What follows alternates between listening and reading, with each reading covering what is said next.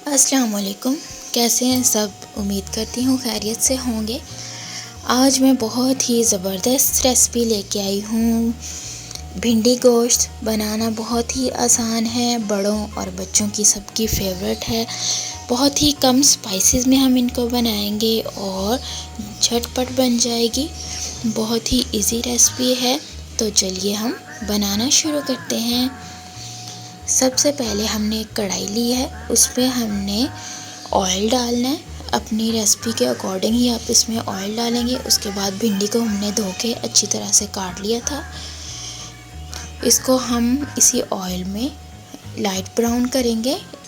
इसको हमने dark brown नहीं करना, मतलब कि बिल्कुल ही जला नहीं लेना और ना ही बिल्कुल हमने इसको ग्रीन छोड़ना है। कुछ लोग इसको ग्रीन या बिल्कुल ही डार्क ब्राउन कर लेते हैं, तो वो अच्छा नहीं होता, टेस्ट उससे अच्छा नहीं आता। तो आप लोग देख सकते हैं भिंडी हमारी जो है वो ब्राउन हो चुकी है हल्की सी।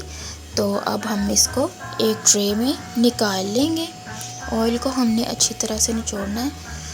हमने इसको एक ट्रे में निकाल लिया। जो ऑयल बच जाएगा उसमें हमने प्याज डालने हैं।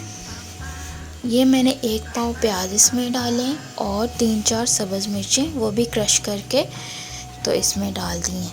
उसके बाद हमने बीफ का गोश्त लिया है, उसको मैंने पहले ही बॉईल कर लिया था काली मिर्च और नमक डाल के।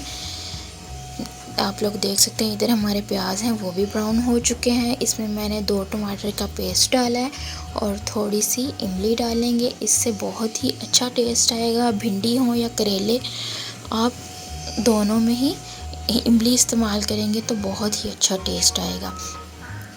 मसाला हमारा जो है देख सकते हैं आप, वो अच्छी तरह से तैयार हो चुका है। अब हम इसमें थोड़ी स्पाइसी डालेंगे। 1 चम्मच लाल मिर्च, नमक और धनिया, सूखा धनिया और हल्दी।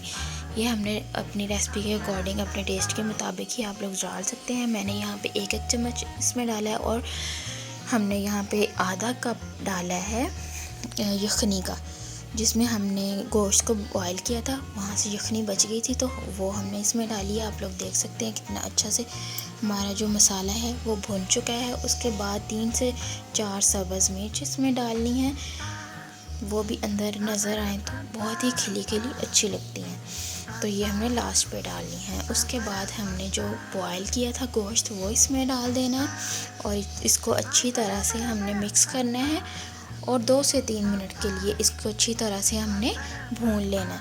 आप लोग देख सकते हैं कितना अच्छा सा कलर आ गया है, बहुत ही फ्रेश लग रहा है देखने में भी।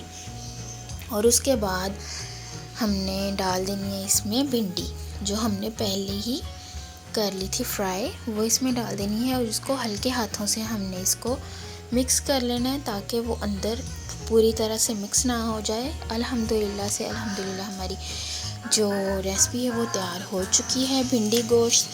आप लोग ज़रूर ट्राई कीजिएगा और ये बड़ों और बच्चों सबकी फेवरेट है हमारे घर में, तो आप लोग ज़रूर ट्राई कीजिएगा और मुझे फ़ीडबैक ज़रूर दीजिएगा। अपना और अपने प्यारों का बहुत सारा ख्याल रखें। वीडियो को लाइक और चैनल को सब्सक्राइब करें। अल्लाह हाफिज़।